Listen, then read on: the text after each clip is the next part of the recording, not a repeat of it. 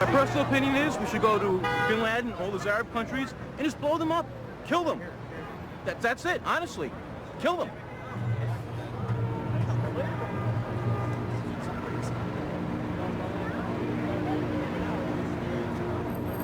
These animals, they don't deserve to live on this earth. They should eliminate them. And we should pulverize them, the mothers. And we should retaliate it right away. That's it.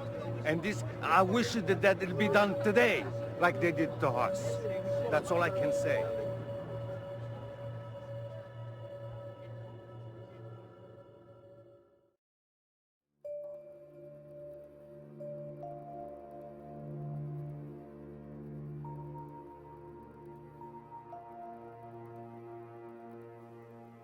Good evening. Today, our fellow citizens, our way of life, our very freedom came under attack in a series of deliberate and deadly terrorist acts. The victims were in airplanes or in their offices, secretaries, businessmen and women, military and federal workers, moms and dads, friends and neighbors. Thousands of lives were suddenly ended by evil, despicable acts of terror. The pictures of airplanes flying into buildings, fires burning, huge structures collapsing, have filled us with disbelief, terrible sadness, and a quiet, unyielding anger. These acts of mass murder were intended to frighten our nation into chaos and retreat. But they have failed. Our country is strong.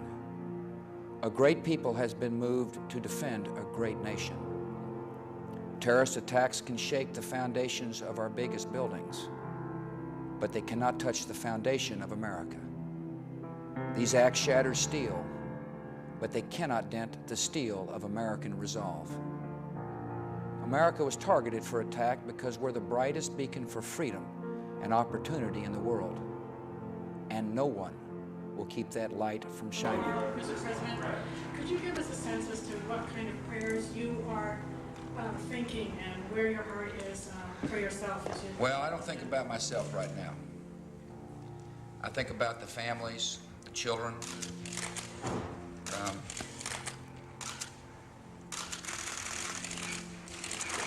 I'm a loving guy.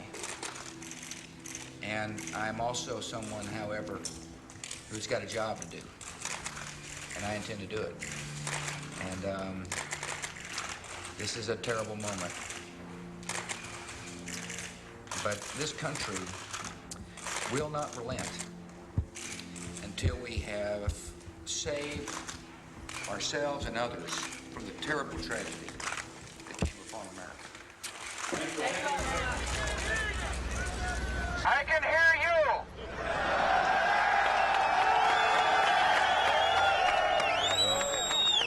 I can hear you, the rest of the world hears you, and the people who knock these buildings down will hear all of us soon.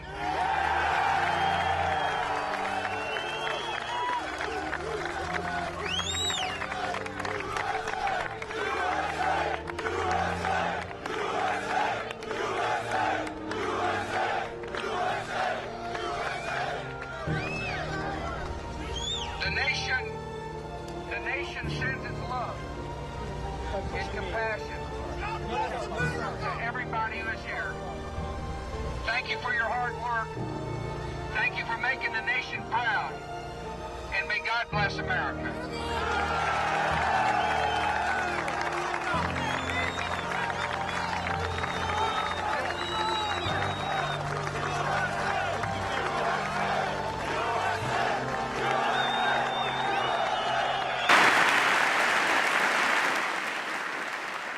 Terrorists are traitors to their own faith, trying in effect to hijack Islam itself. The enemy of America is not our many Muslim friends. It is not our many Arab friends. Our enemy is a radical network of terrorists and every government that supports them.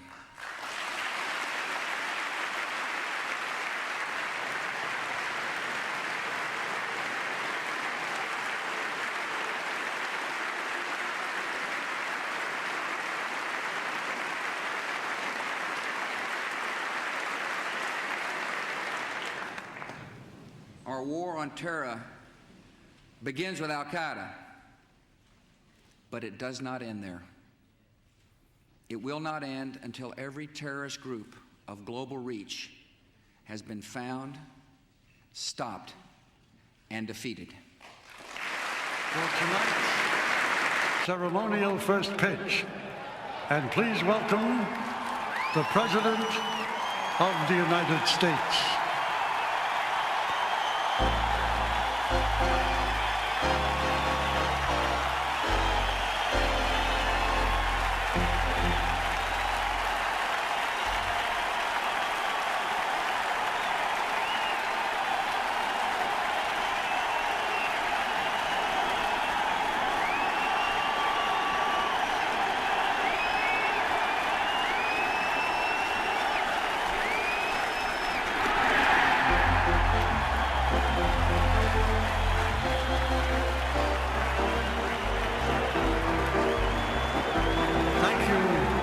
Mr. President.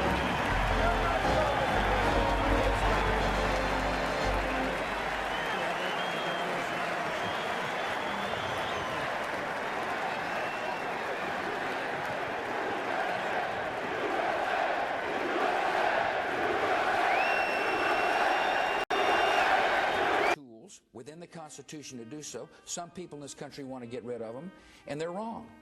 They're wrong. You can't expect me and people in this government to do what we need to do to protect you and your family if we don't have the tools that we think are necessary to do so. And you said within the law, and yet you admitted that there were these CIA secret facilities.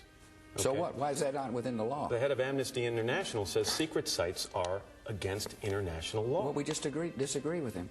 And plus, my job is to protect you. And most American people, if I said that we had who we think's the mastermind of the 9/11, they would say, why don't you see if you can't get information out of him without torturing him, which is what we did.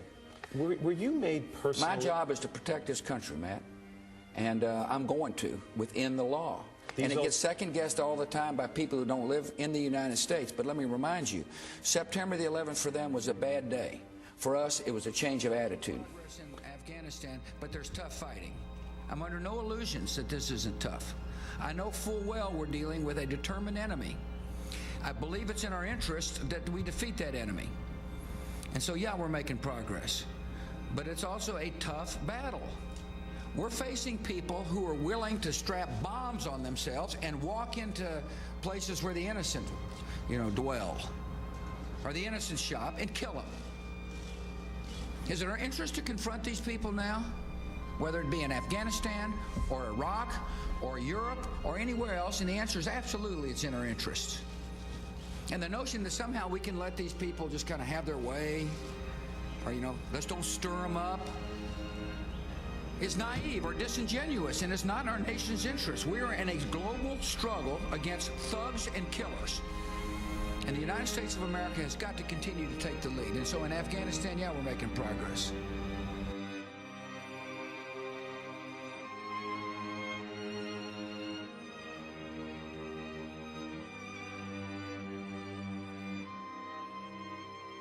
The interesting thing about the Iraq debate, by the way, is I don't hear a lot of discussions about what happens if we fail. But there needs to be a serious discussion about what happens if we create a vacuum into which radical movements flow. If you're worried about Iran, then it's really important that people understand the consequences of us leaving before the job is done. I am deeply concerned about what would happen in the Middle East should America's credibility be diminished as a result of us not keeping our word, as a result of us abandoning millions of people who are anxious to live in a stable, secure, free society. Our enemy, the enemies of freedom, love chaos. Out of that chaos, they could find new safe havens. Withdrawal would have emboldened these radicals and extremists. It would have confirmed their belief that our nations were weak. It would help them gain new recruits, new resources. It would cause them to believe they could strike free nations at their choice. Withdrawal would have increased the probability that coalition troops would be forced to return to Iraq one day and confront an enemy that is even more dangerous. Failure in Iraq should be unacceptable to the civilized world. The risks are enormous.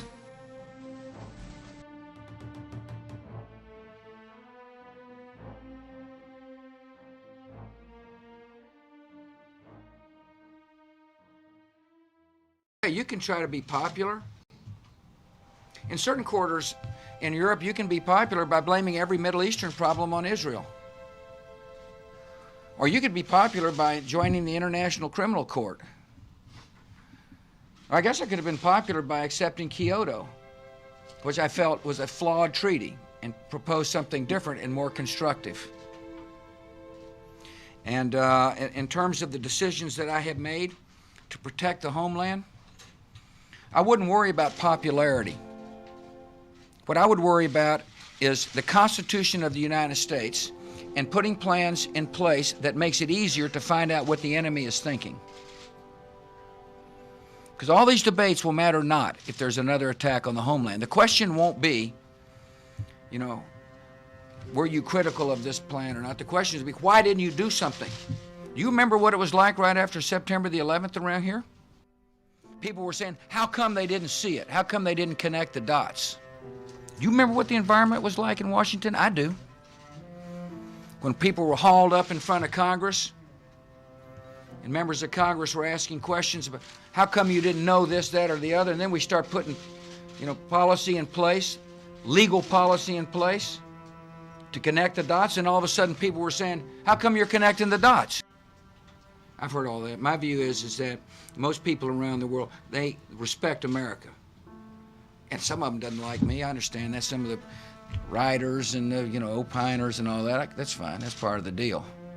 But I'm more concerned about the country and how people view the United States of America. They view us as strong, compassionate people who care deeply about the universality of freedom.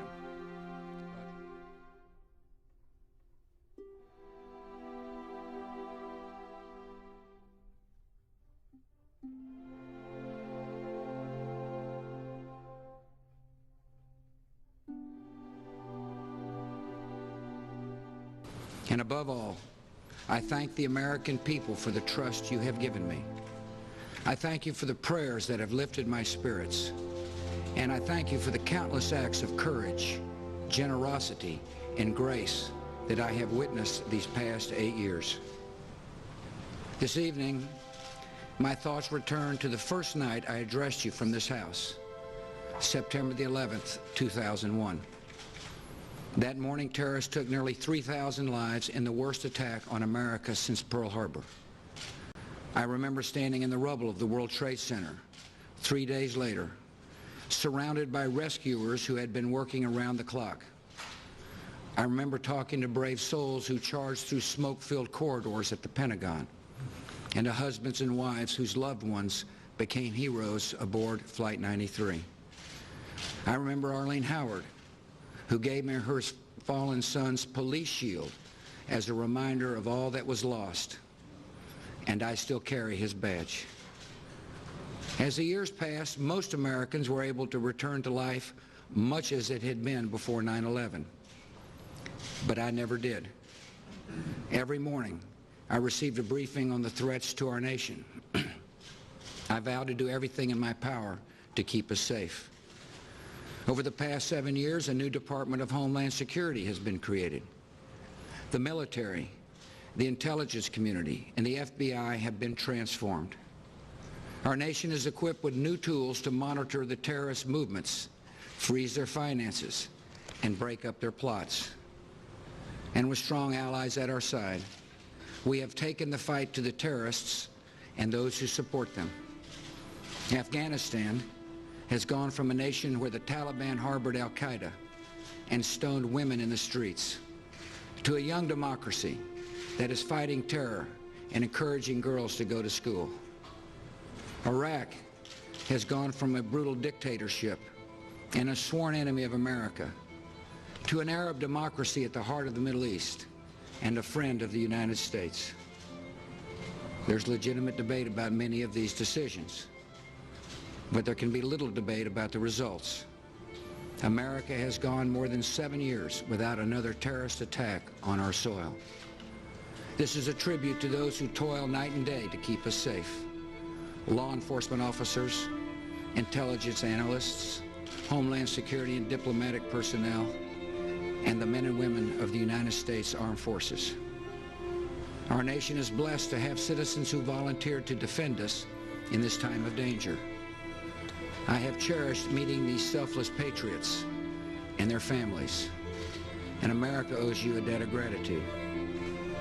And to all our men and women in uniform listening tonight, there has been no higher honor than serving as your Commander-in-Chief.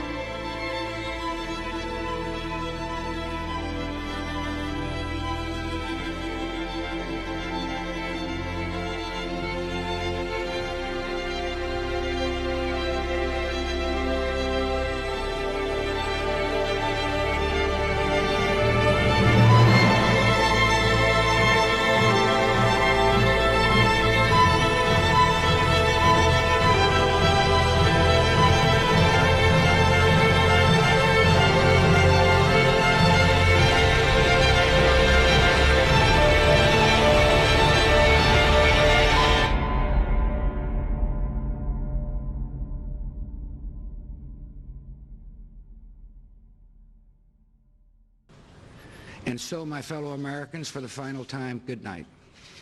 May God bless this House and our next president. And may God bless you and our wonderful country. Thank you.